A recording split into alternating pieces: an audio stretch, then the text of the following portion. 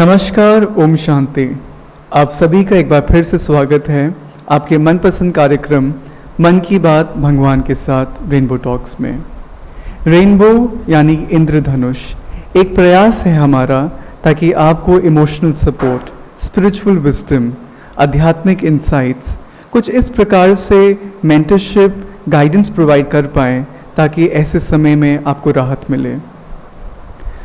हर बार studio में हमारे पास इस समय है बीके स्वर्णलता बहन, जिनको सिस्टर सोनी के नाम से भी लोग जानते हैं। दीदी, आपका स्वागत है। शांति।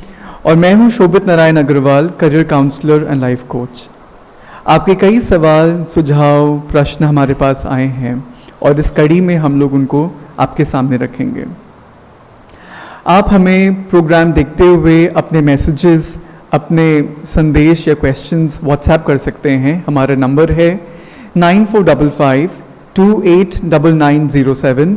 ईमेल भी कर सकते हैं। ईमेल एड्रेस है gomtinagar.bk.ooo@gmail.com, या फिर आप कमेंट्स हमारे यूट्यूब चैनल पे भी कर सकते हैं। तो आइए हम लोग शुरुआत करते हैं अपने इस कड़ी को। दीदी, हमारे पास जैसे आप जानते हैं कि अब ये कार्यक्रम भी एक तरह से लोग सुन रहे हैं और अपने प्रश्न भी हमारे पास भेजने, उसका लाभ भी ले रहे हैं। तो पहला प्रश्न हमारा आज के वर्तमान समय से संबंधित है। कह रहे हैं कि लेबनान में ब्लास्ट हुआ है, मुंबई में फ्लड्स हो रहे हैं और कई प्रकार की जो प्राकृतिक आपदाएं पूरे भारत में, विश्व में देखने को आ रही हैं। लोगों को ऐसा लग रहा है कि ये वर्ष 2020 परेशानियों का वर्ष है और उनको समझ में नहीं आ रहा है ऐसा क्यों हो रहा है। तो प्रश्न है, ये क्यों हो रहा है? दोनों चीज़ों को हम लेंगे। प्रश्न अगर क्यों हो रहा है तो हम सबको कार्मिक फिलॉसफी पता है। ये एक कलेक्टिव कोई कर्म हम सबके सामने आया है। अब 2020 किसी के लिए बहुत अच्छा भी हो सकता है, जो इतनी सारी चीज़ों के होने के बावजूद खुद सेफ रहे, अपनी फैमिली को सेव करके 2021 में पहुंचा दे। अब जो हुआ है इसके पीछे अगर हम देखें तो बॉम्ब ब्लास्ट बाद में हुआ है। पहले तो बॉम्ब बनाया गया था जी। तो बनाया तो इसीलिए गया था कि उसको कभी ना कभी तो ब्लास्ट करना है। और किसने बनाया? इंसान की बुद्धि ने। फ्लड्स आ रहे हैं, प्राकृतिक आपदाएं आती रहती हैं। जब हम प्रकृति के साथ छेड़छाड़ कर रहे होते हैं तब हमने कोई सन को काउंट नहीं किया कि कौन सा ईयर खराब है। हमें पता भी नहीं पड़ा कब हमने पेड़ों को काट दिया, कब हमने नदियों को सुखा दिया। अब प्रकृति भी आ रही है अपना बदला लेने के लिए, साथ साथ में महामारी। तो हमारे अंदर बहुत सारी ऐसी बीमारियाँ, ईर्ष्या, नफरत, भय, चिंता, इनका हमने इलाज नहीं किया तो बढ़ते बढ़ते बाहर दिखने लगा है। तो 2020 खराब सबके लिए है। आज से ऐसा सोचना ही बंद कर दें।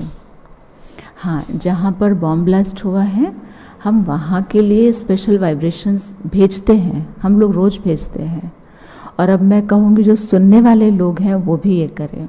दीदी, ये कह रहे हैं कि बॉम्ब ब्लास्ट एक्चुअल नहीं हुआ है। कह रहे हैं वहाँ पर 2750 kgs अमोनियम नाइट्रेट जैसे वो जो रॉ मटेरियल था वो रखा हुआ था। तो वो किसी कारण से वो एक्सप्लोजन हुआ था। अब कुछ भी है, जो चीज़ बनी है उसे चाहे हम उठा करके फेंके या वो एक्सीडेंटली खुद फट जाए, है ना। तो जो चीज़ बनाई तो हम ही ने है।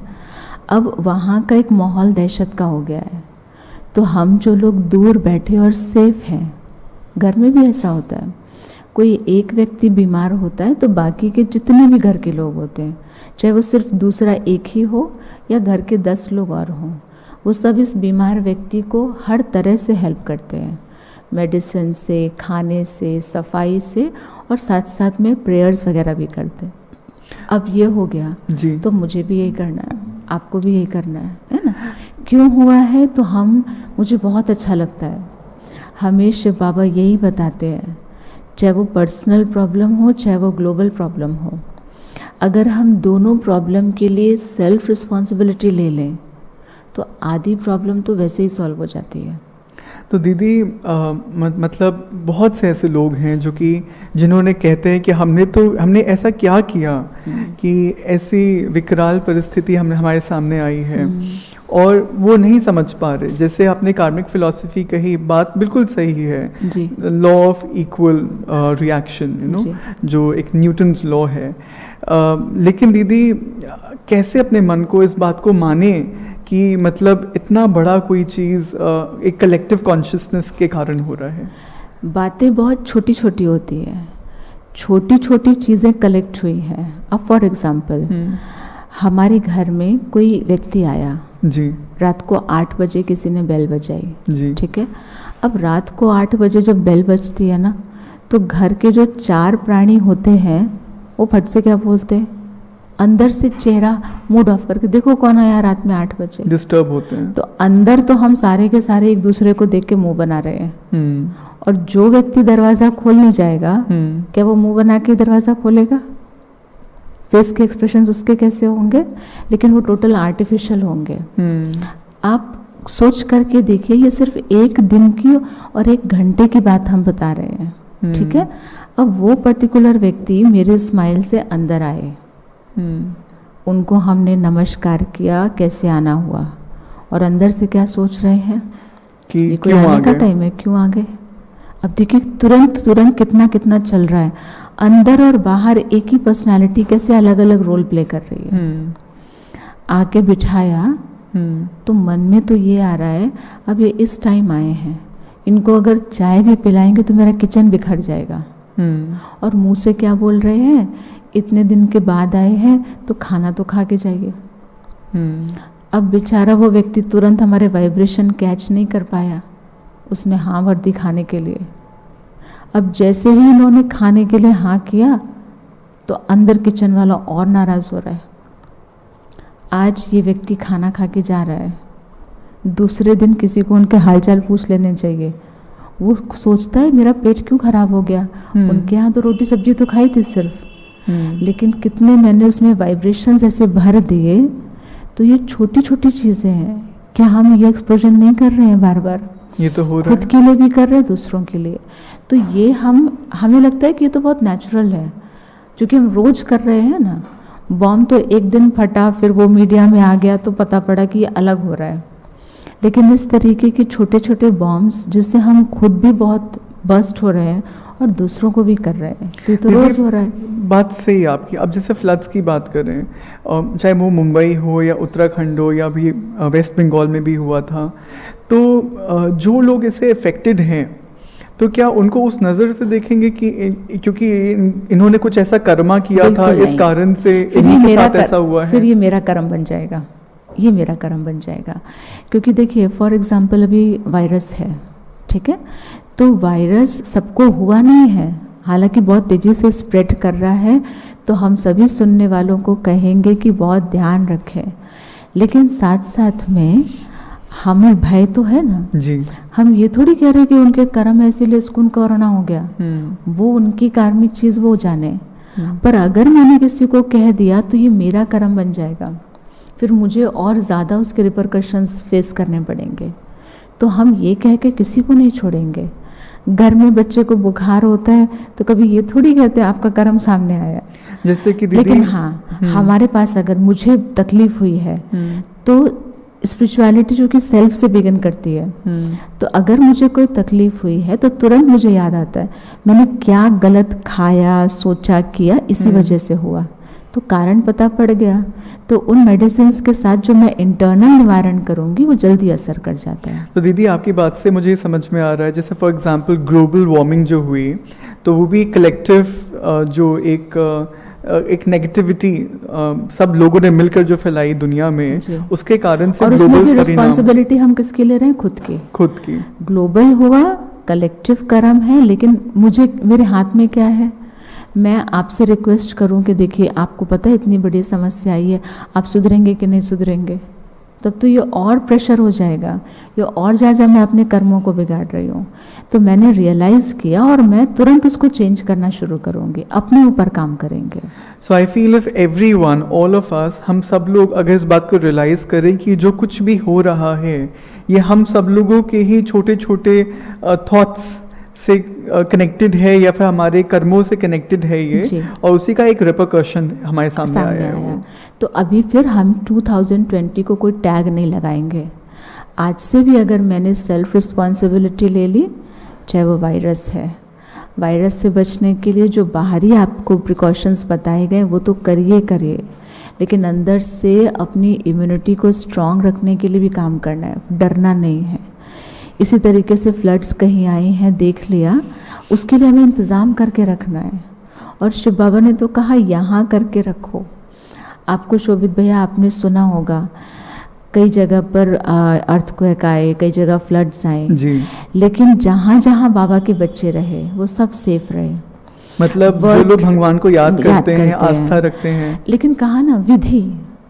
आज दुनिया में मेहनत करने वालों की कमी नहीं है, मेहनत बहुत कर रहे हैं लेकिन स्टेप बाय स्टेप वो ले नहीं रहे, प्रॉपरली नहीं कर रहे हैं, तो रिजल्ट्स थोड़ी आएंगे।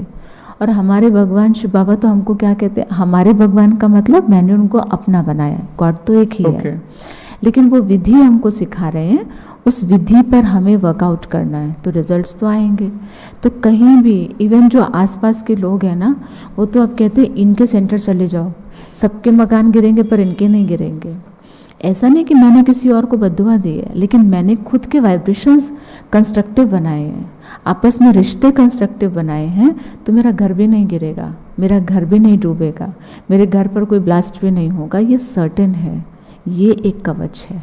सो इट मीन्स कि अगर हम इतने स्ट्रॉन्ग थॉट्स और इतने डिटर्मिन्ड थॉट्स हम रखते हैं और हमारे साथ वर्ड्स और एक्शन भी हमारे उसी के साथ सिंक अलाइनमेंट में होते हैं, so it is possible that safety का जो कवच आप कह रहे हैं, इट विल बी पॉसिबल। दीदी, दूसरा प्रश्न हमारे पास ये आया है कि इस समय कोरोना की जो संख्या है वो हज़ारों की तादाद में, मतलब रोज़ इतने नए केसेस सामने आ रहे हैं, और लोग ये पूछ रहे हैं कि हम अपनी आंतरिक अवस्था कैसे बरकरार रखें। वो उनका प्रश्न ये है कि आप कुछ ऐसे तरीके बताइए कि हमारी मन की अवस्था ठीक रहे। आपने सेंटर का एटमॉस्फेयर देखा ना जी, यहाँ तो किसी को आके याद भी नहीं रहता है कि वायरस फैला है। रीज़न क्या है संसार में, पर हमें इस वक्त क्या चाहिए हम वो ढूंढते हैं।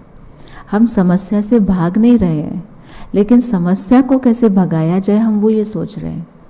तो हम लोग सारा दिन पता है क्या करते हैं, कभी मेडिटेशन करते हैं, कभी गॉडली वर्जन्स पढ़ते हैं, कभी उनके साथ खेलते हैं, एक दूसरे से टेस्ट लेते हैं, बताइए आज बाबा ने क्या कहा, तो खेल रहे हैं, कभी भोग बना करके, खाना बना करके भगवान को भोग लगा रहे हैं, कभी किसी को कॉल करके भगवान की बातें सुना रहे हैं। तो हमारा तो सारा दिन इसी में जा रहा है। जिसको हम कॉल करते हैं उसको हम पहले ही वाइब्स देते हैं कि ये भगवान के घेरे में है, लाइट, डिवाइन लाइट के प्रोटेक्शन में है, इनको भी कुछ नहीं होगा। तो यही काम मुझे भी करना है। अभी सुन लिया आधा घंटा, फिर आधे घंटे के बाद हम टीवी खोल लेंगे, उसमें न्यूज़ चैनल खोल लेंगे, फिर हम कहेंगे मुझे घबराहट ना हो, तो मुझे होती है घबराहट। अगर मैं भी कंटिन्यूअस सुनती रहूँ ना कि कितने कोरोना पेशेंट्स हो गए, कौन कौन चला गया, तो मुझे बिना कोरोना हुए मैं चली जाऊँगी। इतना साइकोलॉजी काम करती है। जो इनपुट डालेंगे वो आउटपुट निकलेगा। तो इसीलिए जैसे छोटे बच्चे को हमने चाकू से दूर रखा ना बचपन में, चाकू को घर से नहीं निकाल दिया क्योंकि वो बाकी चीज़ों में काम आ रहा है, लेकिन बच्चे को दूर रखा।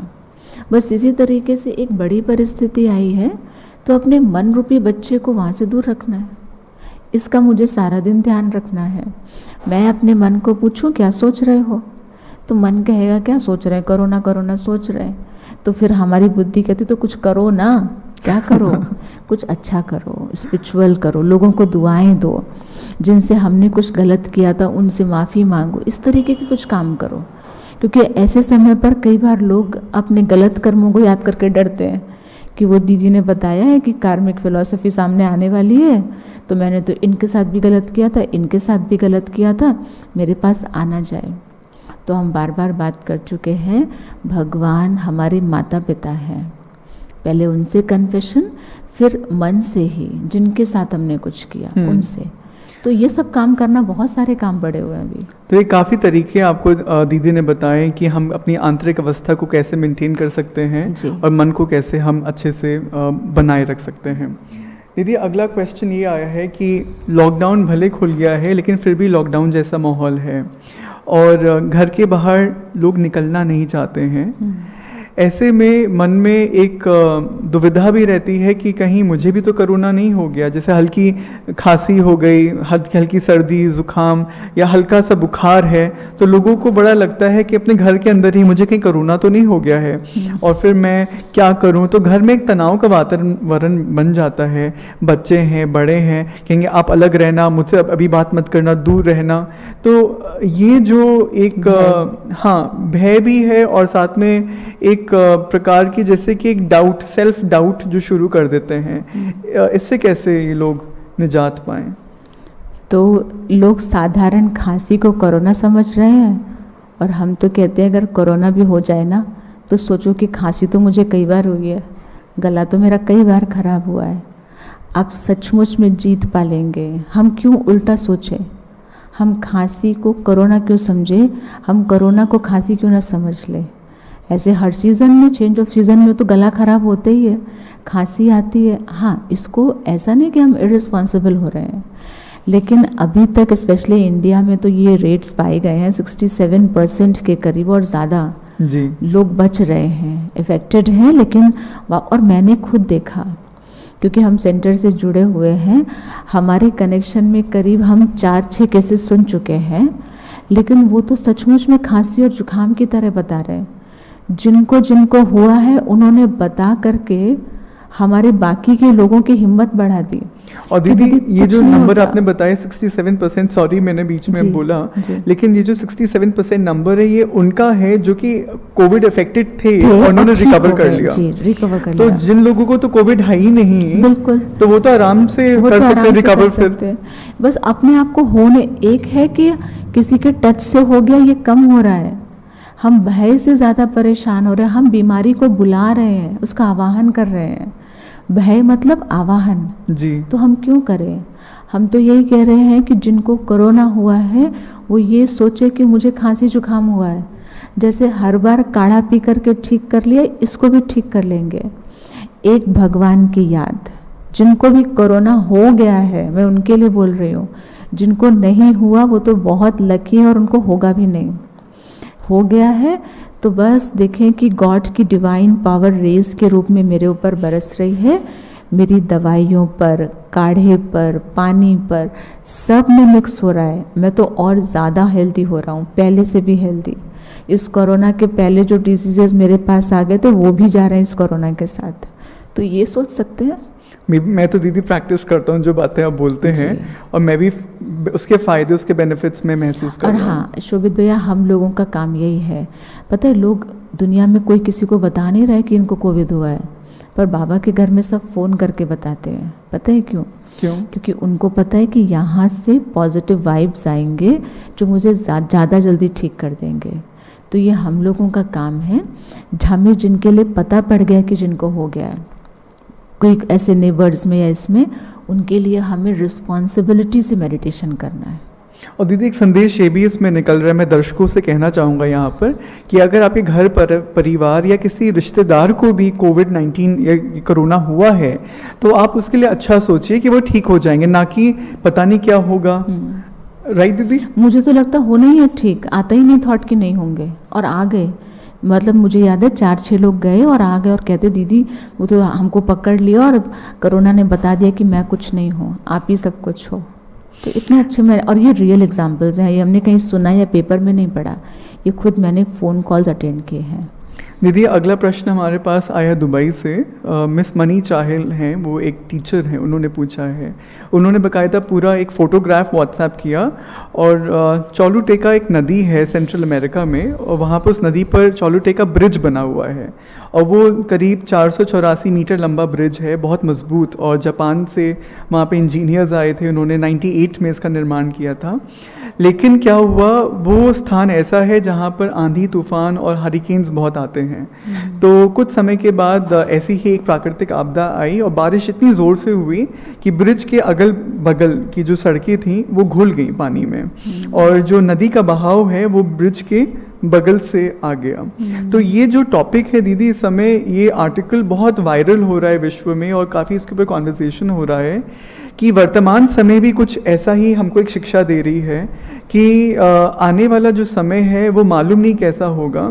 तो ऐसे में युवा और जो प्रोफेशनल्स हैं, साथ ही साथ कोई भी, चाहे वो हाउस लेडीज़ हैं, हाउस वाइफ्स हैं, बच्चे हैं, वो ऐसा क्या करें जिससे कि उनकी ऊर्जा, उनकी शक्ति, उनका पैसा बर्बाद ना जाए, सही दिशा में जाए। ऐसा ना हो कि वो चीज़ तो बहुत अच्छी बना ले लेकिन उसका उपयोग ही ना हो। तो इस प्रश्न को लेकर, इस समझ को लेकर दीदी आप क्या कहना चाहेंगे कि वो लोग किस दिशा में और अपनी ऊर्जा, अपनी शक्ति लगाएं? मैं सभी को बताना चाहती हूँ, कभी मेरी लाइफ में ये फेज़ आया था। मैं ब्रह्मा कुमारीज़ में आई और मैंने जिस दीदी से कांटेक्ट किया, क्योंकि पता छोटी सी वो, हमारी एज बहुत छोटी, हम बहुत इमैच्योर्ड होते हैं, लेकिन हमें सोसाइटी से बताया जाता है कि आप बहुत बड़े हो रहे हो। तो हमें लगा कि नहीं, पर मुझे करियर डिसाइड करना है और कौन सा स्कोप आगे होगा। एक तो मेरे अपने संस्कार, मेरी अपनी पर्सनैलिटी, लेकिन फिर स्कोप किस चीज़ का होगा। मुझे इतना अच्छा आंसर मिला बाबा के घर से। एग्जाम्पल दिया उस दीदी ने कि क्रिस्टोफर कोलंबस जब समुद्री यात्रा के लिए निकले तो उनके पास कोई मैप नहीं था, सिर्फ उनके पास एक कंपास था, और उसी कंपास की डायरेक्शन से उन्होंने अपनी उस समुद्री यात्रा को सक्सेसफुली पूरा कर लिया। हम लोगों के साथ भी यही चीज़ है, हमारा भी एक ही एडवेंचर है। ये जो जर्नी है, ये एक एडवेंचर है जहाँ पर हमारे पास कोई फ्यूचर मैप नहीं है, क्योंकि अनसर्टेनिटीज़ हर पल हो रही हैं। तो कोई हम फ्यूचर का मैप डिज़ाइन नहीं कर सकते, लेकिन वाकई हमारे पास भी एक कंपास है, वो है वैल्यूज़ का। हमें किसी भी हालत में अपनी वैल्यूज़ को नहीं छोड़ना। राइट। चाहे वो सच्चाई है, ईमानदारी है, खुशी है, और सब छोड़ दीजिए। जो लोग खुश रहते हैं ना, वो भी बेईमानी नहीं कर पाते, क्योंकि उनको खुशी में वो कुछ मिल रहा है जो वो डिसऑनेस्ट के बाद भी नहीं कर सकते। वो रिश्वत लेकर के भी वो खुशी हासिल नहीं कर सकते। कोई बहुत एक्टिव है, कोई बहुत लेबोरियस है, लेकिन बीच के फेज में जो एक गलत चीज़ हुई वो ये हुई कि हमने एक गलत इन्फॉर्मेशन अपने मन में सेव कर ली इस वाले दौर के पहले, कि कलयुग में तो जितना खराब हो जाओ उतना सक्सेसफुल होते हैं। मतलब मैंने खुद पेरेंट्स को देखा, जिस बच्चे को वो 12th स्टैंडर्ड तक सच बोलने के लिए शिक्षा देते हैं, वो बच्चा जैसे ही किसी प्रोफेशन में जाता है तो उनके पेरेंट्स उनको सिखाने लगते हैं कि देखो बेटा, अब ज़्यादा सत्यवादी बन करके, हरिश्चंद्र बन करके काम नहीं चलेगा आपका, थोड़ा बहुत झूठ तो बोलना पड़ता है। 12वीं तक उस बच्चे ने अगर 1 रुपया चुरा लिया तो हमने उसको खूब डांटा कि तुम चोर बनोगे क्या। लेकिन जैसे ही वो किसी प्रोफेशन में गया तो हम ही उसको सिखाते हैं, थोड़ी बहुत रिश्वत ले ली जाती है। क्या सिखा रहे हैं हम उनको? तो हमने वैल्यूज़ को भी जब ड्रॉप करना शुरू किया, कई ऐसे बच्चे हैं बहुत लेबोरियस थे, बहुत इंथुजियास्टिक थे, उन्होंने बहुत वर्क किया अपनी कंपनी के लिए, अपने डिपार्टमेंट के लिए, लेकिन वहाँ से उनको अप्रिशिएशन नहीं मिला। तो एक ग्रुप बन गया और उस ग्रुप ने क्या इन्फॉर्मेशन फैला दी कि कलयुग में ज़्यादा काम करने वाला है ही नहीं, ये जितना पैसा दे उतना ही करो। हमें ये लगा कि शायद हम कंपनी का नुकसान करने जा रहे हैं, पर आपको क्या लगता है? ये मेरे स्किल का नुकसान हो रहा है, ये मेरे टैलेंट का नुकसान हो रहा है। जिस वक्त मैं कहीं भी ईमानदारी से अपना सारा पोटेंशियल निकाल के रख देती हूँ ना, वो सैलरी तो 1 तारीख को मिलती है, खुशी तो मुझे उसी पल मिल जाती है। तो और ये मैंने फील किया, हम वैल्यूज़ को लेकर के चले तो मैं तो हर दिन देख रही हूँ हमारी खुद की वैल्यू बढ़ती जा रही है, हर फेज़ में हम सरवाइव कर पा रहे हैं। फॉर एग्ज़ाम्पल अभी ये मीडिया के आप अभी तो बहुत अच्छा हमारा कैमरा वैमरे इतने अच्छे नहीं हैं, लेकिन फिर भी जैसे ही ये कोरोना हुआ, फिर लॉकडाउन हुआ, फिर हमारे क्लास के लोग आना बंद हो गए, तो हमारी दीदी ने तुरंत अपनी बुद्धि चलाई कि नहीं, हम क्लास को बंद नहीं करेंगे, हम ऑनलाइन क्लासेस करेंगे। अब उन्होंने ये नहीं कैलकुलेट किया कि एक अभी लैपटॉप आने वाला है जो करीब 75,000 का है, तो ये कैलकुलेट नहीं किया कि हम 75,000 का लैपटॉप तो ले लेंगे, फिर क्या इसका वापस आएगा कि नहीं आएगा। क्या सोचा उन्होंने, सेवा होगी। तो जब सेवा होगी तो हमें प्रॉफिट ही प्रॉफिट दिख रहा है, हमें लॉस कहीं दिख ही नहीं रहा है। हाँ, उसमें क्या होता है, जब हम सेवा के भाव से निकलते हैं ना, तो हमें बहुतों का सहयोग मिलने लगता है जी। किसी के तन का सहयोग, किसी के मन का ही सहयोग। कई लोग तो दूर से बैठ करके हमें दुआएं दे रहे हैं, बहुत दुआएं दे रहे हैं कि दीदी आप लोग कितना अच्छा काम कर रही हैं, हमें तो वायरस का पता ही नहीं पड़ा कि ये जा भी रहा है और हमारे घर में तो खुशियाँ ही खुशियाँ हैं। तो अगर हम 75,000 लगा करके लाखों की दुआएं कमा रहे हैं तो ये लॉस तो नहीं है। फिर बहुत सारे लोग बोलते हैं कि क्या दुआओं से पेट भर जाएगा, तो दुआओं से ही तो इंसान जिंदा है, तो दुआएं का पेट नहीं भर सकती हैं। I agree, I totally agree. तो इसीलिए जो हमारे लाइफ के वैल्यूज़ हैं उनको हम हर जगह सेट रखें, वो वैल्यूज़ हर जगह काम आते हैं। इवन वैल्यूज़ हमें पता है, क्योंकि एक होता है ना, इनकी सद्बुद्धि है, इनकी बुद्धि तो भ्रष्ट हो गई है। भ्रष्ट बुद्धि का मतलब वो जो टूल है उसने काम करना बंद कर दिया। तो अगर हम वैल्यूज़ के अगेंस्ट जाकर के कुछ कर रहे हैं, तो मैंने तो अपने डिसीजन मेकिंग पावर को तो मार ही दिया, तो मैं आगे क्या डिसीजन लूँगी।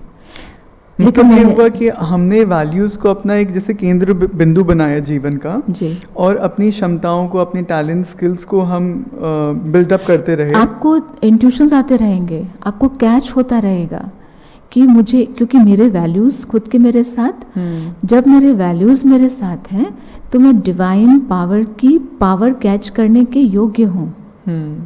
मतलब कुछ चीज़ ऐसी है, जैसे आप हम रिपल्स का एग्जाम्पल देते हैं, राइट। पानी एकदम शांत है तो उसके नीचे की हर चीज़ दिखाई दे रही है, पर मैंने ही एक कंकड़ फेंक कर उसमें रिपल्स क्रिएट कर दिए, तो मैंने खुद ही तो उस चीज़ को गायब कर दिया ना। So it means that I should wait and I should allow myself, I should give the time to myself. थोड़ा सा एक धीरज, पेशेंस रखना चाहिए मुझे अपने साथ, और वर्तमान स्थितियों को ध्यान में रखते हुए हम अपने वैल्यूज़ के साथ कॉम्प्रोमाइज़ ना करें। फॉर एग्जाम्पल धीरज भी नहीं, फॉर एग्जाम्पल इस वक्त किसी का बिजनेस बिल्कुल नहीं चल रहा, ठीक है, फैमिली के साथ तो है, तो सुबह सुबह उठ करके यही थॉट क्रिएट कर लें, मुझे आज ना सारा दिन फैमिली के साथ हैप्पी रहना है, इस सारी फैमिली को खुश रखना है, आज मैं अपनी बिटिया को ये खाना बना के खिलाऊंगी, आज मैं अपने पति के साथ ये सेवा करूंगी, इतना कर ले, ये वैल्यूज़ हैं। अगर मैं सारा दिन ये सोच, हाँ फिर मुझे ना अपने पड़ोसी को किसी को हुआ है, आज मुझे उसके लिए भी प्रेयर करना है, ये हम क्या कर रहे हैं। हमें लगता है ये आउट ऑफ जॉब है, इससे थोड़ी पैसा आने वाला है, हम ये करके तो देखें, दुआओं के साथ पैसा भी आने वाला है। So I feel दीदी, my takeaway, my understanding from your message is that if अगर हम अपने वैल्यूज़ को इंटैक्ट रखें और भविष्य को ध्यान में जो हमको करना है, और इस तरह की जो स्थितियां हैं उसमें, चाहे वो कोई भी सेक्टर हो, चाहे वो IT हो, चाहे वो टेक्सटाइल्स हो, या बैंकिंग है, फाइनेंस है, कोई भी इंडस्ट्री सेक्टर हो, उस जिसमें हमको हमारी जो क्षमता है, हमारा ज्ञान है, हमारी योग्यता है, हाँ, उसमें मतलब खुश रहना is very very important, number one. कुछ दिन पहले का एक, मैं उनका कंपनीज का नाम नहीं लूँगी, हमारे कपल आते हैं, तो 2 दिन पहले उन्होंने फ़ोन किया कि दीदी ये पीरियड मेरे लिए गोल्डन पीरियड और अपॉर्चुनिटी है, क्योंकि मैं फैमिली के साथ कभी रहा नहीं, आप लोग मेडिटेशन के लिए इतना कहते थे, क्योंकि मेरा रात में सोना देर से होता था, सुबह उठना मैं कुछ नहीं कर पाता था। उन्होंने क्या कहा, आजकल हम 3 बजे उठ करके मेडिटेशन कर रहे हैं। आपको पता है क्या कह रहे हैं, जिस कंपनी में मैं था उससे बड़ी कंपनी ने उन्हें टोटल इंडिया का MD बनाया। उस कंपनी ने, दुनिया इस कोरोना लॉकडाउन में परेशान हो रही है, और कुछ लोगों में ऐसे एक्सपीरियंसेस सुना रहे हैं। रीज़न उन्होंने यही बताया कि मैं अपने टाइम को यूटिलाइज कर रहा हूँ, मैं अपने टाइम को डिविनिटी में लगा रहा हूँ, तो डिविनिटी मुझे प्रॉस्पेरिटी दे रही है। कंस्ट्रक्टिव काम वो कर रहे हैं, ये चेन है, रादर देन कंप्लेनिंग, शिकायत करना या फिर वेस्ट हम अपनी प्योरिटी और डिविनिटी को मेंटेन रखें। Divinity attracts prosperity, this is the law. Divinity attracts prosperity, yes, and divinity comes through values. बिल्कुल, right. Quite a lot, I mean इसको भी हमको एक आई थिंक थोड़ा अच्छे से समझकर अभ्यास करना और होगा। वैल्यूज यूज होंगे रिचार्ज होने से, और रिचार्ज होते हैं मेडिटेशन से। एक लिंक बहुत अच्छा है ये, दिस इज द मेथड। सो दर्शक, आपको मालूम है कि वैल्यूज आते हैं मेडिटेशन से, रिचार्ज हमको होना होगा, और रिचार्ज करने के लिए प्रोग्राम के एंड में दीदी हमको रिचार्ज करेंगी और समझाएंगी कि कैसे हम अपने वैल्यूज इनकलकेट कर सकते हैं। दीदी आगे बढ़ते हैं। ये प्रश्न आया है कि हम लोगों को खुश करते करते खुद दुखी हो जाते हैं, तो ऐसा क्यों होता है? अब इसमें भाव देख ले, खुश करते करते दुखी हो जाते हैं, मतलब देने वाला भी मांगने के भाव से गया, ये तो हुआ। अदरवाइज अगर हम सिर्फ दे रहे हैं तो दुखी नहीं होंगे। लेकिन हम सपोज, बट वेरी डीप दीदी, यस, वेरी डीप, देने वाला भी मांगने के भाव से गया है ना। मैंने अपने बच्चे के लिए बहुत कुछ किया, तो मैं दिन भर में एक बार तो चाहती हूँ कि बच्चा आकर के मुझे हक करे, फिर कहे कि माँ आप जैसी तो कोई माँ ही नहीं है, ठीक है। ये मैंने एक्सपेक्ट भी कर लिया और उसने नहीं किया, तो दुखी हुई या नहीं हुई? ये है मांगने का भाव।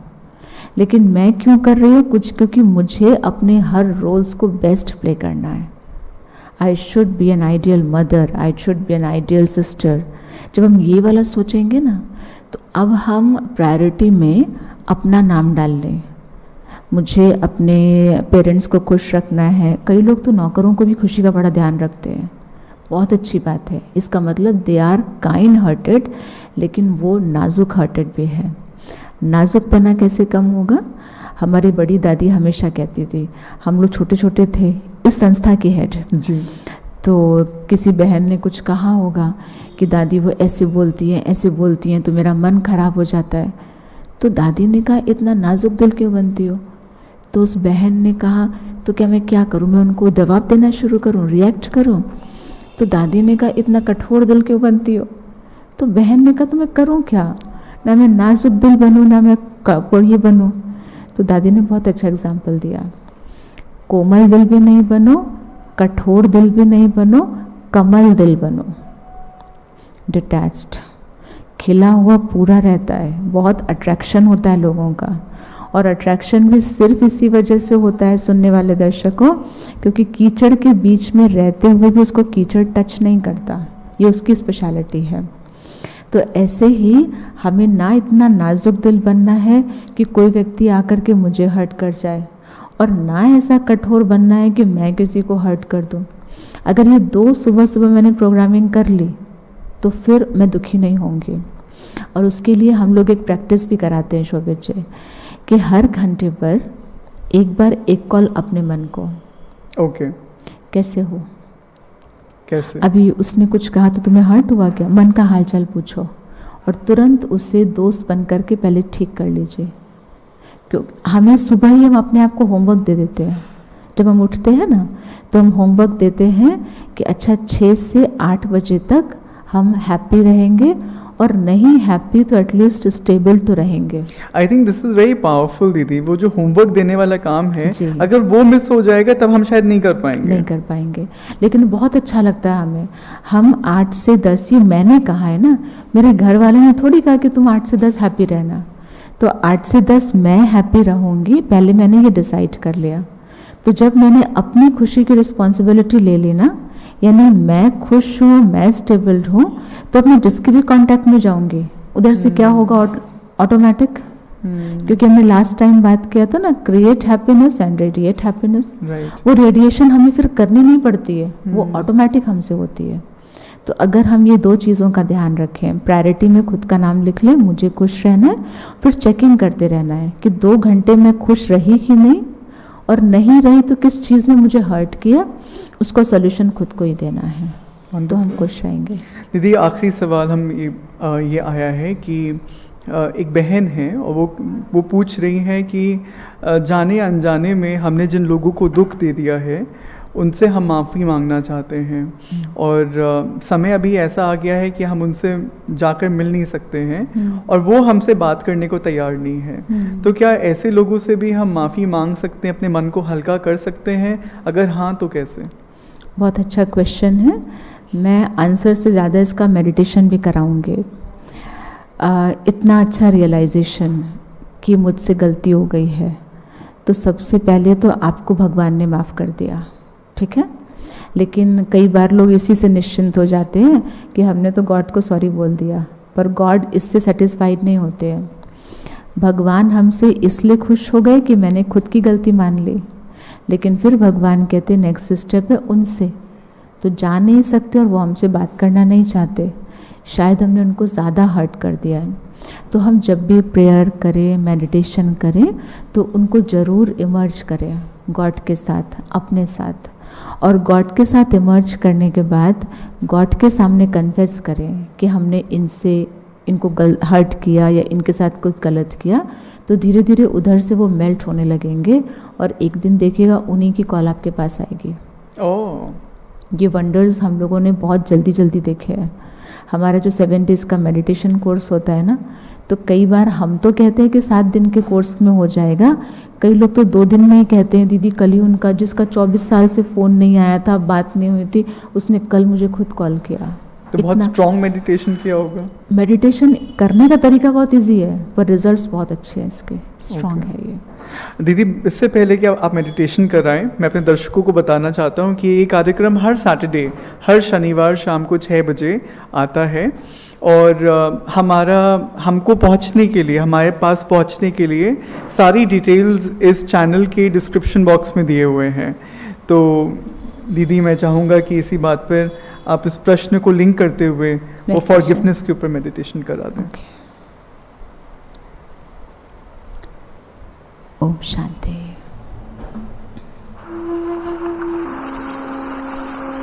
अपने मन को बाकी सब तरफ से मैंने बुला लिया है, और मेरा मन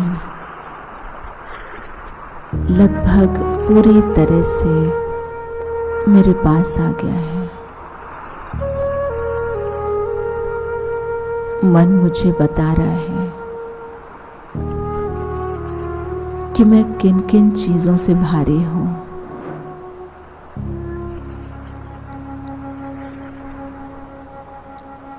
मेरे खुद के संस्कार जो दूसरों को पता पड़ने से पहले मुझे पता लग जाते हैं, उनकी फीलिंग से भारी। फिर इन्हीं संस्कारों की वजह से लोगों के कांटेक्ट में आकर उनको हर्ट करती हूँ। उनके हर्ट का बोझ मुझ पर आ गया है, लेकिन सचमुच मैं सच्चे दिल से रियलाइज कर रही हूँ, मैं चाहती हूँ कि मेरा कोई अच्छा दोस्त मुझे मिले जो मेरी सच्चाई को सच मान ले, और सचमुच मेरे सच्चे दिल की पुकार मेरे सच्चे साथी ने सुन ली। वो खुदा दोस्त, वो परमात्मा जो बहुत ऊपर रहते हैं, उन तक मेरी आवाज़ पहुंच गई और उनका साथ प्रकाश के रूप में मुझ पर बरसने लगा। जैसे कि मेरे सच्चे साथी ने अपने प्रकाश के द्वारा मुझे एहसास करा दिया कि मैं हूँ आपके साथ। ये प्रकाश निरंतर मेरे मस्तक को स्पर्श करता हुआ मेरे पूरे बॉडी में स्प्रेड हो रहा है। इस प्रकाश में कितना सुकून है, कितनी शांति है। इसी शांति में मैं उन लोगों को याद कर रही हूँ जिनको मैंने अशांत कर दिया, हर्ट कर दिया,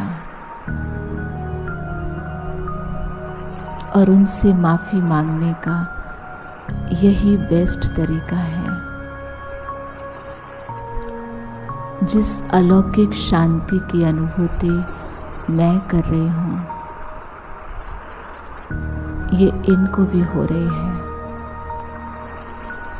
मेरे सामने खड़े हैं वे सभी जिनसे मुझे माफ़ी मांगनी है, और मैं अपने खुदा दोस्त उस रोशनी से बातें कर रही हूँ, कन्फेस कर रही हूँ कि ये जो मेरे सामने खड़े हैं, इनको मैंने हर्ट किया है। मेरे खुदा दोस्त का प्रकाश इन पर भी बरसने लगता है। असीम प्रकाश जो इनको शांति दे रहा है।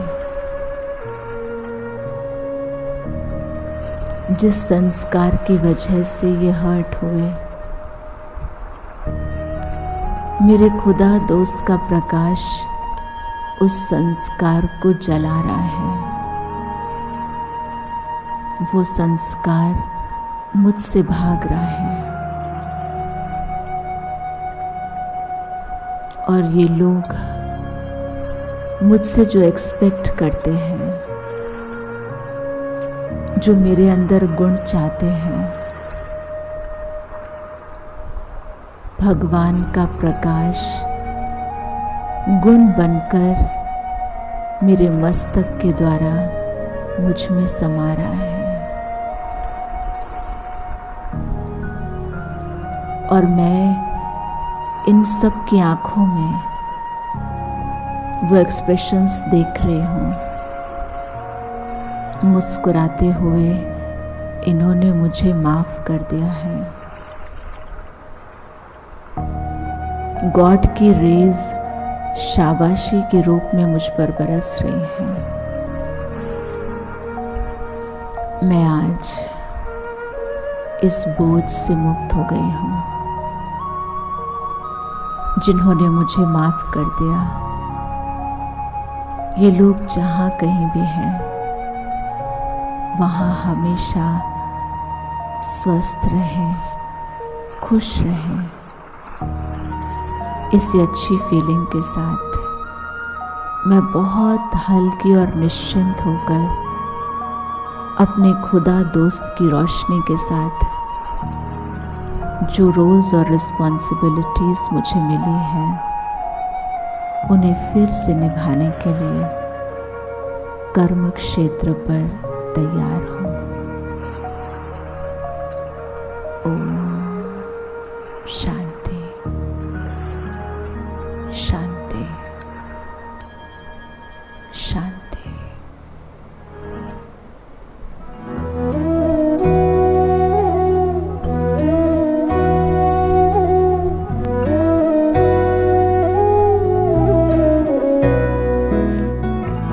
तेरा मंगल तेरा मंगल तेरा मंगल हो रे। सबका मंगल सबका मंगल सबका मंगल हो रे। जिस गुरुदेव ने धर्म दिया है उनका मंगल हो रे। जिस जननी ने जन्म दिया है उसका मंगल हो रे। पाला पोसा बड़ा किया उस पिता का मंगल हो रे। इस जगत के सब दुखियारे प्राणी का मंगल हो रे। जल में स्थल में और गगन में सबका मंगल हो रे। अंतर मन की गांठें टूटे अंतर निर्मल हो रे। राग द्वेष और मोह मिट जाए शील समाधि हो रे। शुद्ध धर्म धरती पर जागे पाप पराजित हो रे। इस धरती के तरतिन में कण कण में धर्म समोए रे। शुद्ध धर्म जन जन में जागे घर घर में शांति समोए रे। तेरा मंगल मेरा मंगल सबका मंगल हो रे। सबका मंगल हो रे।